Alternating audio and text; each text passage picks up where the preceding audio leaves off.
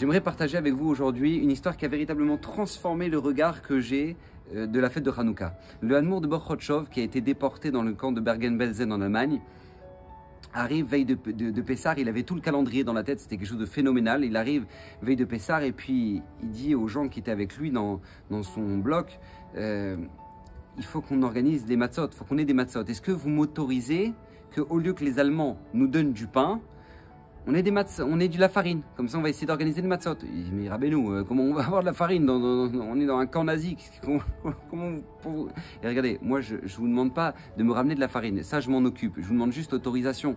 Est-ce que vous me permettez qu'au lieu qu'ils nous donnent du pain, ils nous donnent de la farine, comme ça on peut faire des matzot. Il dit, ok, si vous voulez Rav, pas de problème.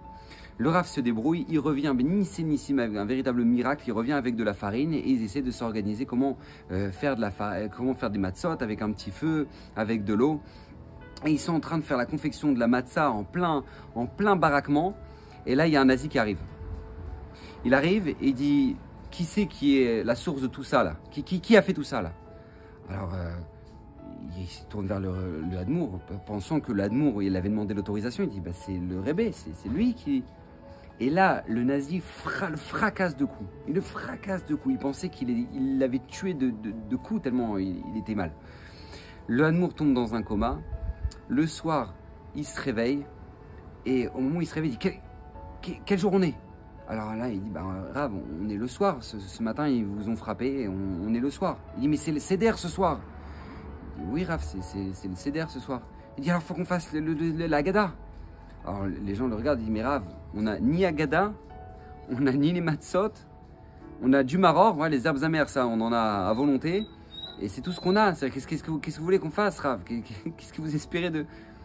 Alors le Rav les regarde et il dit, regardez, la Haggadah, je l'ai dans la tête. Le maror, c'est vrai, vous avez raison, on en a à volonté. Mais par contre, j'ai réussi à sauver un morceau de matzah, kazaïd de matzah, juste ce qu'il faut pour pouvoir faire la mitzvah de Achilat Matzah. Alors là, quand il entend ça, il dit, ah d'accord, ok Rav, très bien. Donc il commence la Haggadah, il commence à réciter la Haggadah par cœur. Et au moment où arrive le moment de manger la matzah, il se regarde et qui va manger la matzah? Alors tout le monde dit, bah Rav, évidemment, c'est vous qui l'avez sauvé, c'est vous qui vous êtes pris des coups, c'est vous qui avez fait Messirut Nefesh, donc c'est vous Rav. Il dit non, on va faire un tirage au sort. Il dit, mais Rav, nous on ne veut pas faire de tirage au sort, c'est à vous que ça revient ça. Il dit non, il faut savoir à qui ça revient ce morceau de matzah. Et là, il y a une femme qui prend la parole. Cette femme-là, elle dit, Rav, moi je sais à qui ça revient ce morceau de matzah. Alors il regarde la femme, il dit, oui, à qui tu penses? Il dit, à mon fils qui est avec nous là. C'est lui qui doit manger le morceau de matzah. Alors le Hadmour le regarde, il dit, pourquoi tu penses que c'est lui? Il dit, parce que lui, quand il va sortir des camps, il pourra témoigner à toutes les générations futures du Pessah qu'il a passé à Bergen-Belsen. Que personne dans l'histoire a passé un Pessah comme lui il a passé. Ni Moshe Rabbeinu, ni Aaron, ni David Ameller, personne n'a passé un Pessah comme lui il a passé à Bergen-Belsen. Et que lui il a mangé de la matzah dans les camps nazis. Donc c'est à lui que revient le morceau de matzah. Pour qu'il puisse raconter ça pour toutes les futures générations. Le Hadmour dit, vous avez raison madame, c'est à lui que ça revient. Et il passe le morceau de matzah à l'enfant. Quelques semaines plus tard, les Américains arrivent, ils libèrent les camps. Baruch Hashem Udul Hashem Kitov.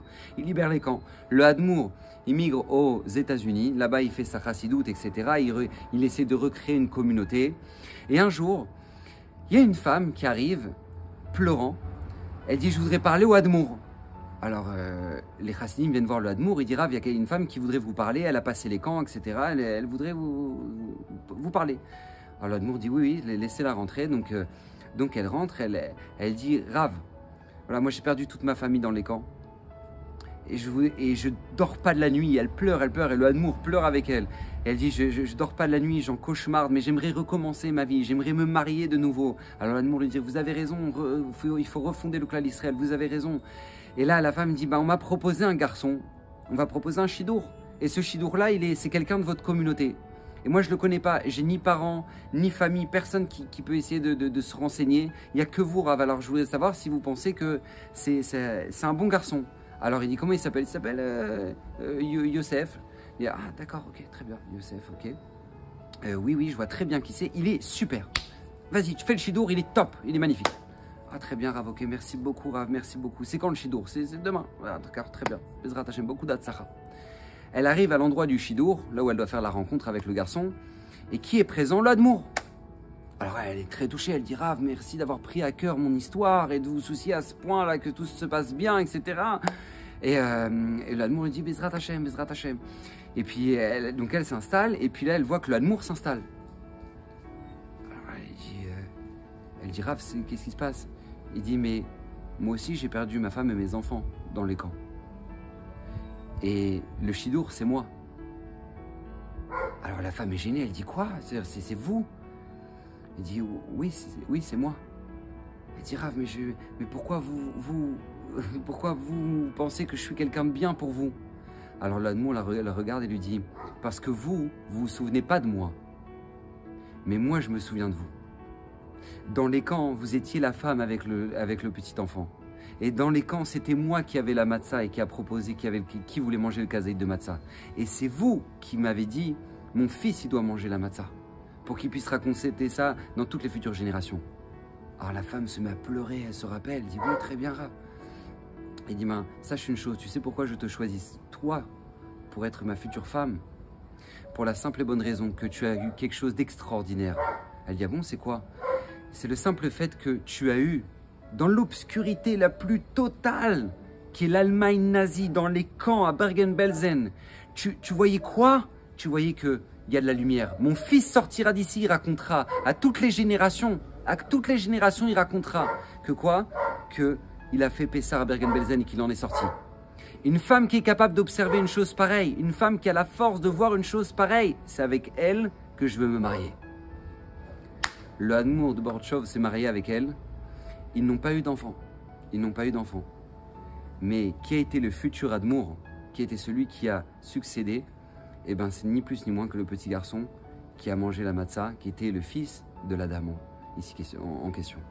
Pourquoi je vous raconte cette histoire-là et qui est absolument incroyable et qui est magnifique? Pour la simple et bonne raison que c'est ça, Tour Hanouka. Tour Hanouka, c'est dans l'obscurité la plus totale, vous voyez là on est dans le noir, dans l'obscurité la plus totale, la chorma, la force du juif, c'est de regarder ça. C'est de regarder la lumière. C'est de regarder les petites bougies qui sont en train d'illuminer l'obscurité. Parce que dire qu'on a passé la galoute des Grecs, on peut dire ça, on peut dire qu'on a fini l'exil des Grecs. Toute la culture occidentale est basée sur la culture grecque. Mais la grandeur, c'est quoi? C'est de savoir observer ce qu'on peut faire déjà. Et que Bezrat Hashem, même si on est dans l'obscurité, même si on est dans la difficulté, même si c'est pas évident, et même si on se bat dans notre exil, et même si dans notre Shalom Bayit, ça peut être l'obscurité, et même si dans l'éducation de nos enfants, ça peut être l'obscurité, la grandeur du juif, c'est quoi? C'est de savoir voir la lumière qui brille.